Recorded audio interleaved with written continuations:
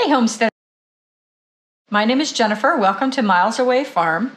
Today we are making home-cured bacon. Learning how to make bacon is kind of a quintessential homesteading 101 kind of project. I've been making bacon for about 15 years. I started out using some recipes from Alton Brown. I then graduated to recipes from Michael Rollman's book Charcuterie. And then I learned that the curing salt in those recipes was exceptionally high. And so I joined some online charcuterie groups and learned a new method called equilibrium curing.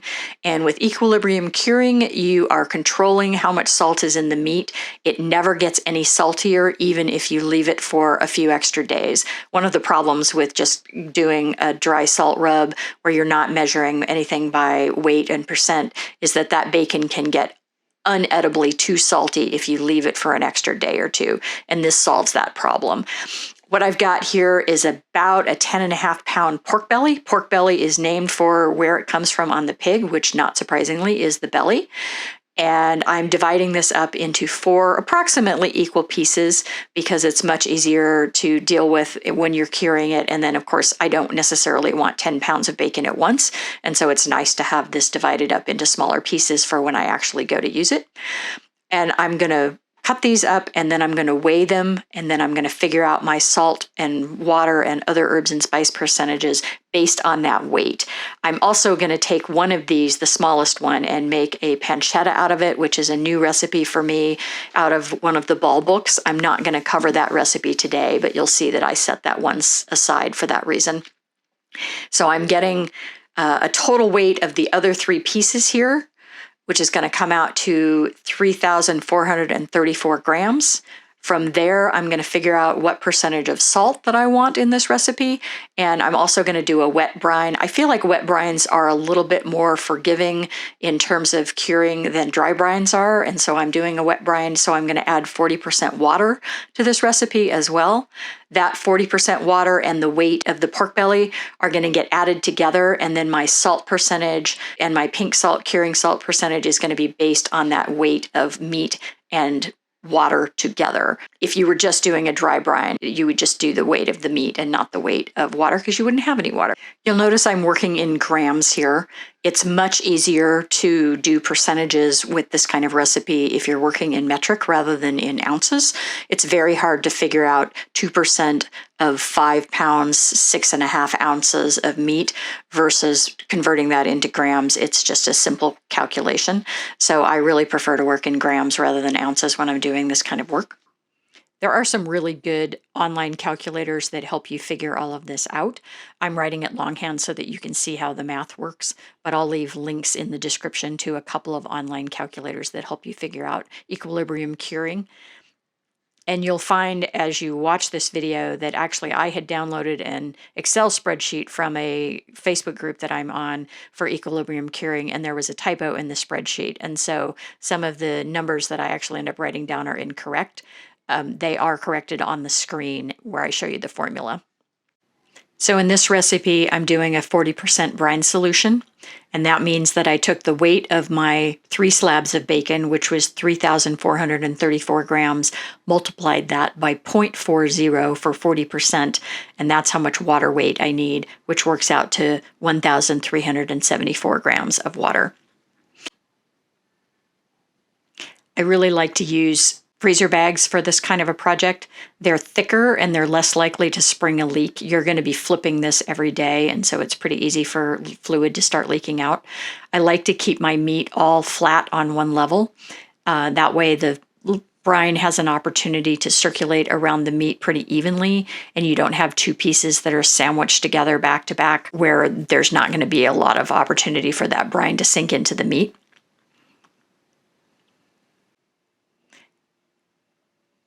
As I get to my salt measuring here, I wanted 96 grams of salt. I actually had to do this several times because I had several disasters along the way. You can use any kind of salt as long as it doesn't have iodine in it. This is measuring out my Instacure #1, aka pink salt, aka sodium nitrite. And I'm using a 500-gram scale to be more precise here. If you use a big scale like the one I was using for the rest of the measurements, it is not going to be accurate to the gram. So it's nice to have a second scale to be able to do these fine-tuned measurements. I was looking for a total of 12 grams of pink salt, which is my total weight of meat and water multiplied by 0.0025, which is 1/4%. You can see why they call it pink salt. Getting that stirred into my brine solution. And now I need to start thinking about the sugars that I'm going to add to this brine. I decided to use a 50-50 mix of maple syrup and molasses in this at a 1% solution total, so 24 grams each of maple and molasses. You could choose to use honey, you could choose to use white sugar, or you could choose to leave it out altogether, although I can guarantee you that the bacon that you're used to eating from the store has quite a bit of sugar in it. It does bring a lot of flavor to the table. So over the years, other spices that we've learned that we really like in bacon include mustard, black pepper, and red pepper flakes. The mustard is something that surprised us, but it was in one of the original Alton Brown recipes that I tried, and it was our favorite of all of the recipes that we've done in terms of bacon, and so now I always just include mustard powder in the seasoning mix. The black pepper is freshly ground, and then the red pepper is fresh from our garden every year. And the seasoning here is really up to you. It's not in there as a preservation, it's just in there for flavor. So if there's a particular type of seasoning that you really love on bacon, go for it. Or play around, split your pork belly up into multiple pieces and do different mixes and keep track and see which one you like the best. That's actually how we landed on the type of bacon that we do now, was from doing a bunch of experiments and then comparing one to the other. Okay, so we're going to dump our brine into our bag here.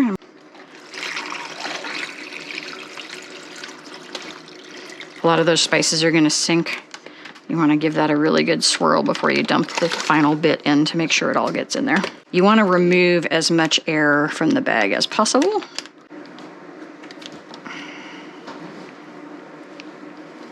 All right, I think I got most of the air out of that. That looks good. The other thing that's really critical here is write down the date and the time so that you can know what you did and remember when you need to get back to it. All right, so there we go. It's almost a Christmas bacon. And then my garage right now is basically a walk-in cooler. It's about 40 degrees out there. And so I am just gonna put this on a shelf in the garage because that's where I have room for it. And I'm gonna flip this every day so that stuff like this gets under the brine over time. What you'll find is this meat, as it cures, is gonna start firming up. It's going to get stiffer. It's going to shrink a little bit as the moisture leaves it from the salt. And so you will see a change in texture over time. But this is ready to go into the cooler. All right, homesteaders. It's been a little over a week since we started brining this bacon. I started it at noon on the 23rd of December. Today is January 2nd. So it's been a little over a week, but that is the beauty of the EQ brining method, is this is not gonna get overly salty. It will reach 2% salt in the meat and then it will stop. So we're not worried about this being too salty. If you've ever done a more traditional recipe for bacon, sometimes if you wait one day too long, it is unedibly too salty because it absorbed too much salt. So that is why I really like the EQ brining method. We are gonna get this out of the bag and we are gonna put this on a cookie sheet with a rack on it so that it can dry.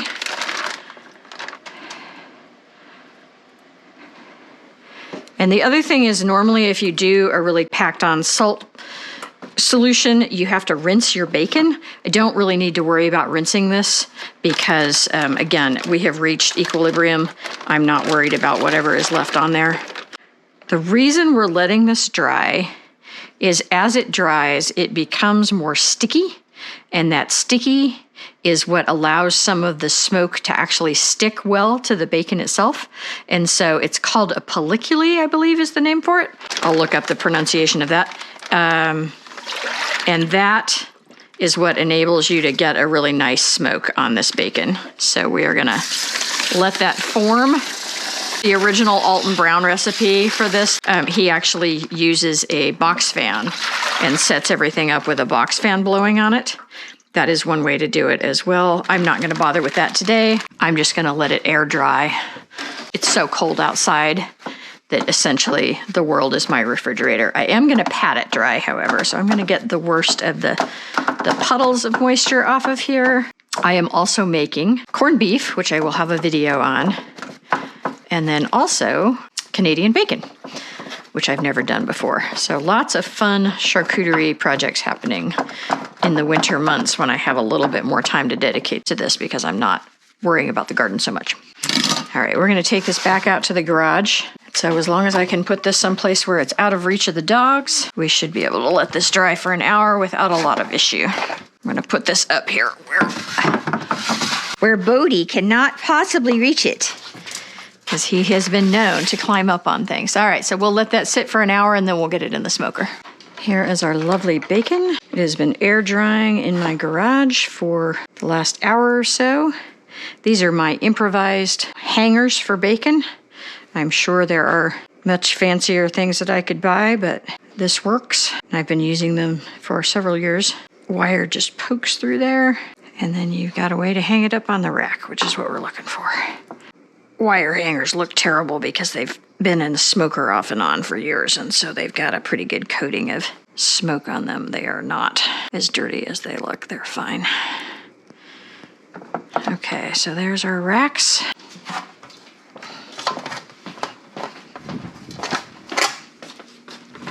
This is my smoker.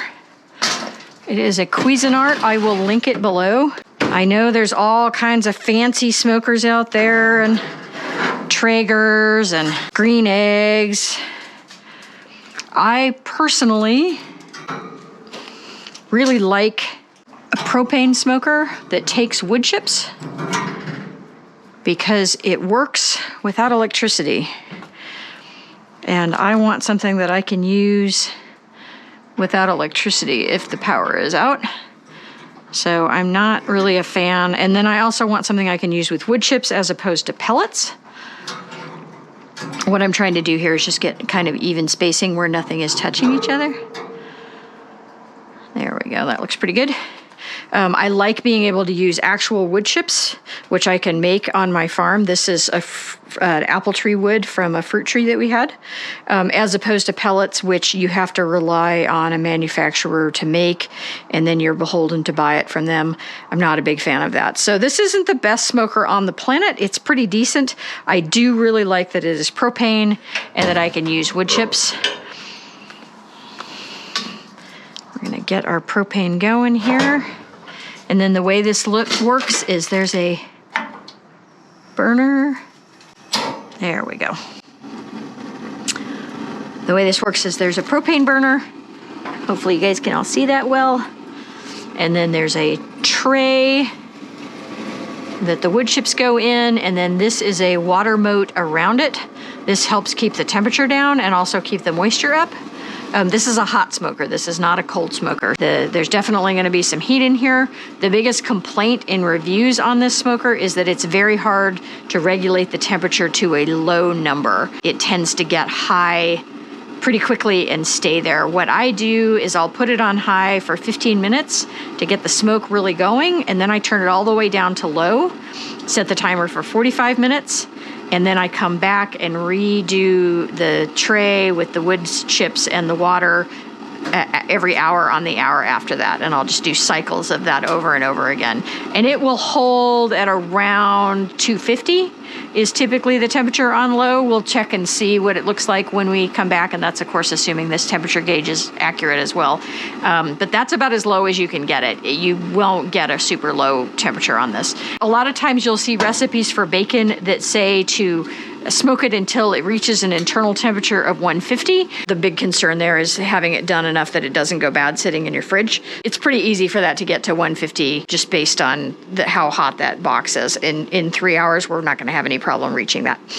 So we'll come back in 15 minutes, turn that down, and then I'm going to smoke this for a total of about 3 hours. It's starting to get dark. I'm not sure how much of this you're going to be able to see, but it's been 2 hours. Our smoker is running at 200 degrees. I've been out here once to re-up the wood chips. We're getting a little bit of grease deposit from the bacon slightly cooking and dripping in the heat, just to be expected. I like to stir these around. They tend to get kind of like a layer of ash on the bottom that sort of insulates it from the heat, and so I like to give it a good stir. And then I usually try to throw in some finer stuff on the second and third goes because it's going to be more likely to actually go.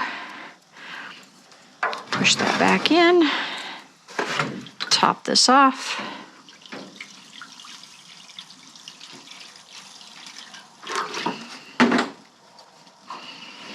So I've had it running on low for an hour and 45 minutes out of that 2 hours. And then we'll take a quick look here. So here's how our bacon's looking and what it's doing. I do have a tray that I can put in here at the bottom that kind of protects it from the heat a little bit, but it also very much diverts the smoke. So I'm just gonna leave it the way it is. I've got this rack on the highest it'll go. So yeah, that's 2 hours in. That's what it looks like. It's actually the next day. What I ended up doing was just turning this off and leaving it overnight because it's good and cold outside, and so it was the same as putting it in the refrigerator. But this is what our bacon looks like after it's been smoked during 3 cycles with apple wood.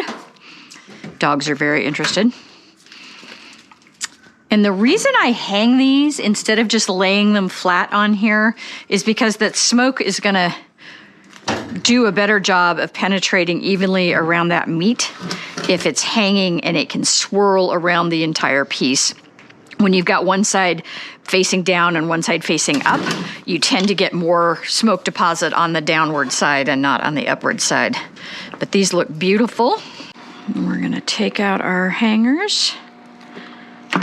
And this meat is not frozen. Our temperatures are probably in the 30s, maybe 40s right now, certainly refrigeration temperatures. Hopefully you can see by my handling this. This is still supple, but it is definitely not a raw pork feel. It has definitely got some give to it, but it's firmed up a lot from the brine and from drying and from being smoked. So I'm gonna slice off a little bit of this and cook it up just to give it a taste test. And then the rest of this is just gonna get frozen. I have a vacuum sealer and I'll freeze these in slabs. What we typically do when we're gonna be using the bacon on a regular basis is I'll slice it and then refreeze it in kind of the pack size that we want for individual slices. It's just the 2 of us. And so we often only eat 3 or 4 pieces at a time. And that way I can keep it frozen rather than storing it in the fridge and going through it all at once. So it's nice to have it that way.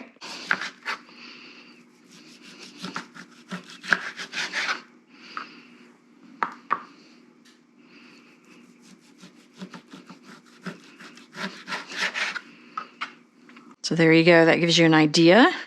And you can slice it across, you can also slice it lengthwise. If you wanted long pieces that weren't quite this long, you could cut this in half and then do it that way. We kind of mix and match and do a bunch of different things. I'm just gonna square up this end while I'm here. There we go. Beautiful, beautiful bacon from a local pig. And you can see how lovely this meat looks. You don't have to use nitrates when you cure your bacon, especially if you're going to keep it frozen before you use it. However, the nitrates will really help set that color, which is what we're used to seeing in bacon. By the way, if you buy bacon that says nitrate free, what they're really doing is they're using celery powder as a natural source of nitrates, and it's still cured with nitrates. It's just not cured with manufactured nitrates. So that's a great thing to look up and research because it's a little bit of greenwashing. The setting of the color is part of what that nitrate is going to do for you. So we'll fry this up and taste it, and the rest of it's going to go in the freezer. This is getting close to being done. The thicker the bacon, obviously the longer it takes to cook, and the lower you need to have your temperature or it's gonna burn. That sugar that's in the brine is definitely gonna add a component that is gonna wanna brown quickly. And so it's a real trade-off with having a lot of sweet in your bacon, but then it tends to burn very easily in the pan because of it. You can also cook bacon in the oven, which gives you a much more even heat. I've got this on very low heat, and the ones that are thinner are crisping up sooner. My problem is I don't want to sit here and play with it. I want to go do other things, and so I tend to turn it on and walk away and then get distracted, and the difference between perfect and too done is usually about 30 seconds, so it doesn't take much. Oh, that is delicious. Very, very nice. So in tasting this, not too salty. This is the end, so you're gonna notice it more, but you really get the smoke, which is just lovely.